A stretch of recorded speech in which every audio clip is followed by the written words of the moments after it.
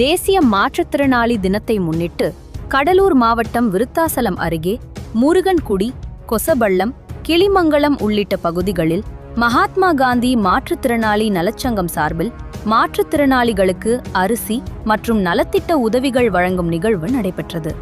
தமிழக தொழிலாளர் நலன் மற்றும் திறன் மேம்பாட்டுத்துறை அமைச்சர், கடலூர் மேற்கு மாவட்ட செயலாளர் திட்டக்குடி, சட்டமன்ற உறுப்பினர் சி.வே. கணேசன் ஆலோசனைப்படி மகாத்மா காந்தி மாற்றுத்திறனாளிகள் நலசங்கத்தின் மாவட்ட தலைவர் கிளிமங்கலம் பழனிவேல் தலைமையில் 500க்கும் மேற்பட்ட மாற்றுத்திறனாளிகளுக்கு உணவுப் பொருள் மற்றும் நலத்திட்ட உதவிகள் வழங்கப்பட்டது.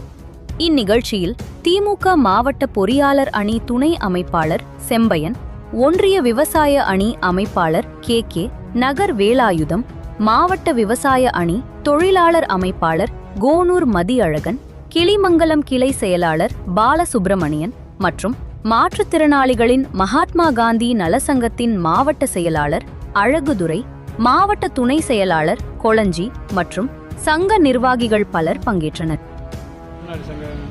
சார்பில் இன்னைக்கு கிளிமங்கலம், கொசப்பள்ளம், முருகன்குடி இந்த 3 ஊர்லேயும் நலத்திட்டம் செஞ்சோம். அண்ணன் கணேசன் அவர் முன்னிலையில் நலத்திட்டம் செஞ்சோம். நம்ம காவலருக்கும் பொதுவாக அரசு நிர்வாகிக்கும் எல்லாத்துக்கும் எங்கள் சங்கத்து மூலமா நன்றி தெரிவிச்சுக்கிறோம். உண்மையில் மாற்றுத்திறனாளிகளுக்கு இலவச உணவுப் பொருள் வழங்கப்பட்டது.